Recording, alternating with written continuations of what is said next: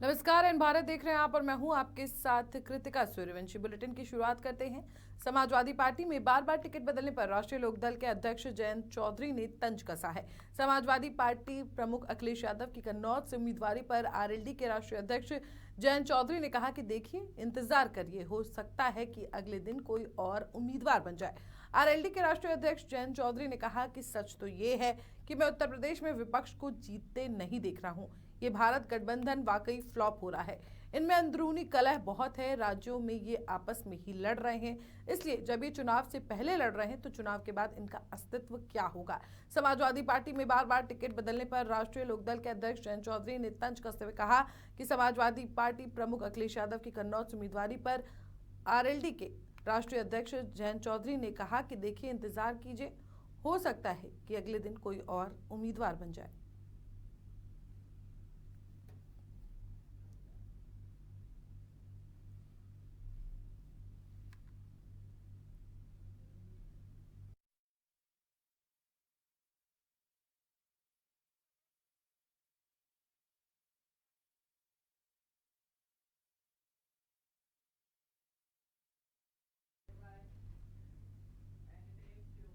दिल्ली की तिहाड़ जेल में कैदियों के बीच झड़प हुई है। कैदियों ने एक दूसरे पर सुए से हमला किया है, जिसमें 4 कैदी घायल हो गए। इस घटना के बाद एक बार फिर आम आदमी पार्टी ने तिहाड़ जेल में मुख्यमंत्री अरविंद केजरीवाल की जान को खतरा बताया है। आम आदमी पार्टी के राज्यसभा सांसद संजय सिंह ने कहा कि अरविंद केजरीवाल के साथ भी ये लोग ऐसी किसी घटना को अंजाम दिला सकते हैं। आप सांसद संजय सिंह ने कहा कि अरविंद केजरीवाल के जीवन के साथ ये लोग खिलवाड़ कर रहे हैं। सीधा इशारा उन्होंने बीजेपी पर मारा था। जब तिहाड़ जेल में एक नहीं कई हत्या की घटनाएं हो चुकी हैं, तो अरविंद केजरीवाल के साथ भी ये लोग ऐसी किसी घटना को अंजाम दिला सकते हैं। 24 घंटे सीसीटीवी से निगरानी रखी जाती है। उनके खिलाफ गहरा षड्यंत्र चल रहा है। आप बीजेपी 23 दिन तक अरविंद केजरीवाल जीवन के साथ खिलवाड़ करती रही। आपने उन्हें इंसुलिन नहीं दिया।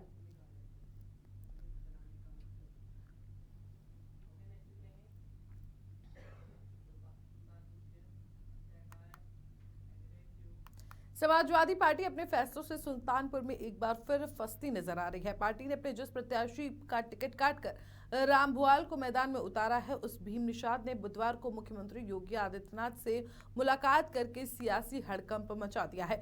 मुख्यमंत्री के सोशल मीडिया अकाउंट पर मुलाकात की फोटो शेयर होने के बाद से सपा में बेचैनी है। समाजवादी पार्टी ने सुल्तानपुर सीट पर पहले भीम निषाद को प्रत्याशी घोषित किया था। बाद में पार्टी ने कुछ पूर्व विधायकों के दबाव में टिकट बदलकर गोरखपुर निवासी पूर्व मंत्री रामभुआल निषाद को प्रत्याशी बना दिया।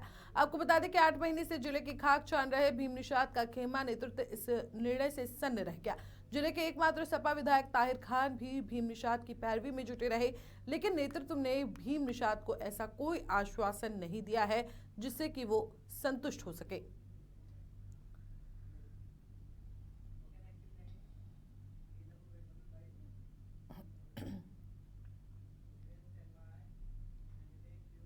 सीतापुर से इंडी गठबंधन प्रत्याशी राकेश राठौर नामांकन करने के बाद बीजेपी पर तीखे हमले कर रहे हैं। उन्होंने कहा कि सीतापुर के लोगों में काफी उत्साह है, विपक्ष के हौसले पस्त हैं।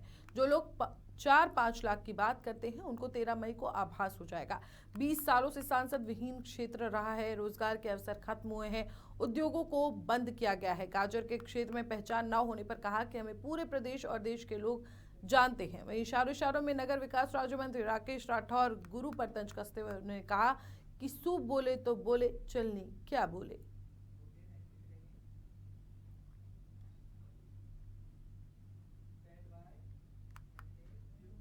लोकसभा चुनाव को लेकर सियासी माहौल गरमाया हुआ है, जहां मंगलसूत्र और संपत्ति को लेकर वार पलटवार अभी थमा भी नहीं था कि अब कांग्रेस नेता सैम पित्रोदा के अमेरिका के विरासत टैक्स पर दिए गए बयान पर बहस छिड़ गई है। बीजेपी ने उन्हें घेरते हुए आरोप लगाया कि कांग्रेस की नीतियां देश को बर्बाद करने वाली हैं। इस बीच कांग्रेस ने पित्रोदा के बयान से पल्ला झाड़ते हुए इससे उनका निजी बयान बता दिया है। बीजेपी आईटी सेल के प्रमुख अमित मालवीय बुधवार को कांग्रेस पर जमकर बरसे। उन्होंने कहा कि कांग्रेस ने देश को बर्बाद करने का फैसला किया है। अब सैम पित्रोदा धन पुनर्वितरण के लिए 50% विरासत कर की पैरवी करते हैं। इसका मतलब यह है कि हम अपनी सारी मेहनत और उद्यम से जो कुछ भी बनाएंगे उसका आधा हिस्सा छीन लिया जाएगा। 50% हमारे द्वारा भुगतान किए जाने वाले सभी कर भी बढ़ जाएंगे।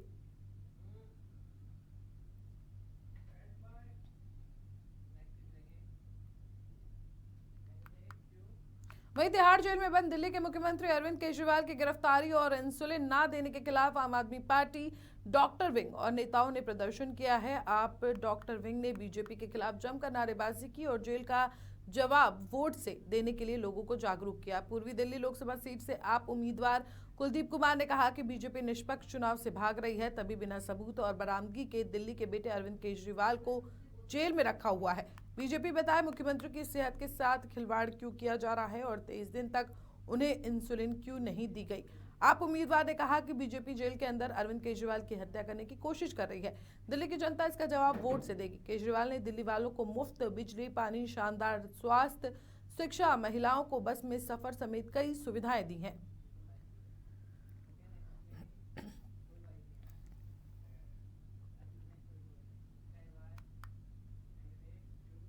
बदायूं में भूमाफिया होने के आरोपों से घिरे राहुल वार्ष्णेय को प्रशासन ने 8 मुकदमों में समन जारी किया है। आपको बता दें कि आरोपी राहुल वार्ष्णेय कोर्ट से भू विवाद केस में 6 अप्रैल को समन जारी किया गया था। राहुल वार्ष्णेय को बीजेपी में शामिल किए जाने पर भी विपक्षी पार्टियों ने कई सवाल उठाए। विपक्ष का आरोप है कि अब एक बार फिर से बीजेपी ने राहुल वार्ष्णेय को उनके घर जाकर पार्टी में शामिल किया। विपक्ष ने तंज कसते हुए कहा कि बीजेपी बदायूं में इतनी कमजोर है कि ऐसे लोगों को भी घर जाकर शामिल करवा रही है। बीजेपी के कमजोर होने का अंदाजा इसी बात से लगाया जा सकता है। बीजेपी भूमाफियाओं के दम पर नैया पार करने की सोच रही है। विपक्ष ने सवाल किया कि क्या इससे मूल बीजेपी का वोटर नाराज नहीं होगा, जिसने ऐसे लोगों के विरोध में बीजेपी को 3000 वोट दिया होगा। क्या वो लोग नाराज नहीं होंगे? क्या वो लोग सिर्फ मोदी के नाम पर बीजेपी को वोट करेंगे?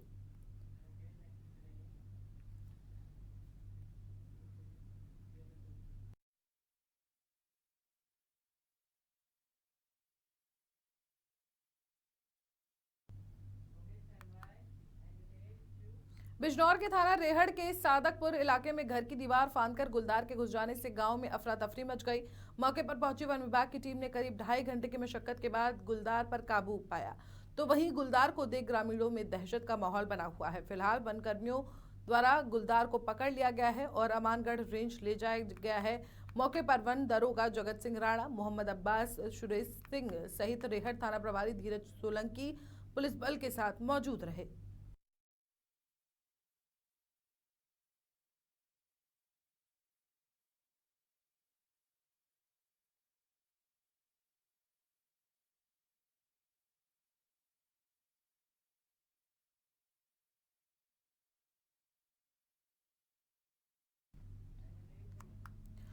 खबर यूपी के कन्नौज से है, जहां पर गर्भवती महिला की डिलीवरी के दौरान मौत हो गई। महिला की मौत के बाद परिजनों ने महिला के शव को अस्पताल के बाहर जमकर हंगामा काटा। परिजनों का कहना है कि महिला का 1 हफ्ते से इलाज किया जा रहा था। सूचना मिलने पर मौके पर पहुंची पुलिस ने महिला के शव को कब्जे में लेकर पोस्टमार्टम के लिए भेज दिया है। परिजनों का आरोप है कि उनसे इलाज के नाम पर 70,000 रुपए लिए गए, लेकिन फिर भी महिला की जान नहीं बचाई जा सकी है।